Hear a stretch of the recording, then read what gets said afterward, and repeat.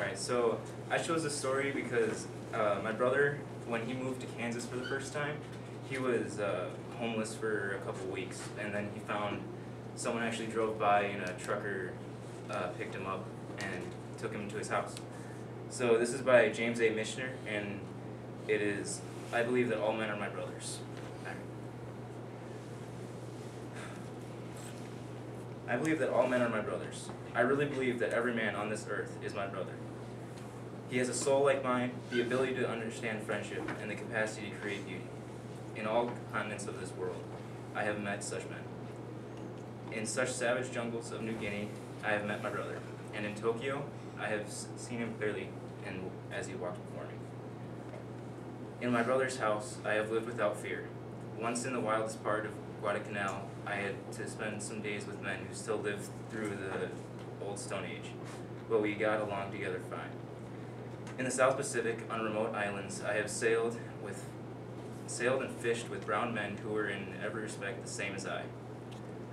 Around the world, I have lived with my brothers, and nothing has kept me from knowing men like myself wherever I went. Language has been no barrier. For once in India, I lived for several days with villagers who did not know a word of English. I can't remember exactly how we got along, but the fact that I couldn't speak their language was no hindrance.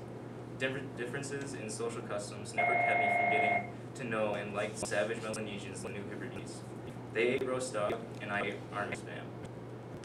And if we ever wanted to emphasize differences, I am sure that we each could have concluded that the other was nuts. But we stressed similarities, and so long as I could snatch a navy blanket for them now and then, we had a fine old time with no words spoken. It was in these islands that I met a beat-up, shameless old Guyanese woman. She would buy or sell anything. And in time we became fast friends, and I used to sit with her, knowing not a word of her curious language, and we talked for hours. She knew only a half a dozen of the vilest English obscenities. But she had the most extraordinary love of human beings and the most infectious sense of the words crazy comedy. She was of my blood, and I wish I could see her now. I believe that it was only fortunate experience that enabled me to travel along among my brothers and live with them. Therefore, I do not believe it is such my duty to preach to other people and insist that they also accept all men as their true and immediate brothers. These things come slow.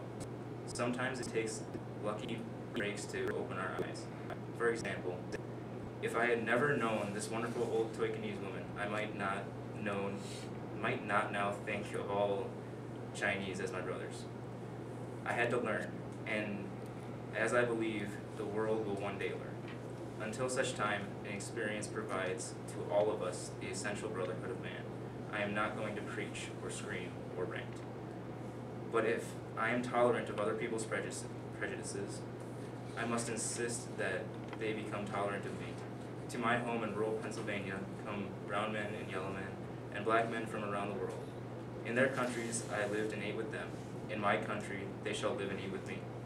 Until the day I die, my home must be free to receive these travelers, and it never seems so big a home or so much a place of love. And when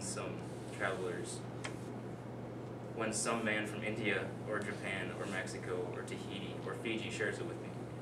For on those happy days, it reminds me of the wonderful affection I have known throughout the world. I believe that all men are my brothers. I know it when I see them sharing my home. So, if we could all put aside our differences and just welcome each other and care for each other, I think the world would definitely be a lot better place.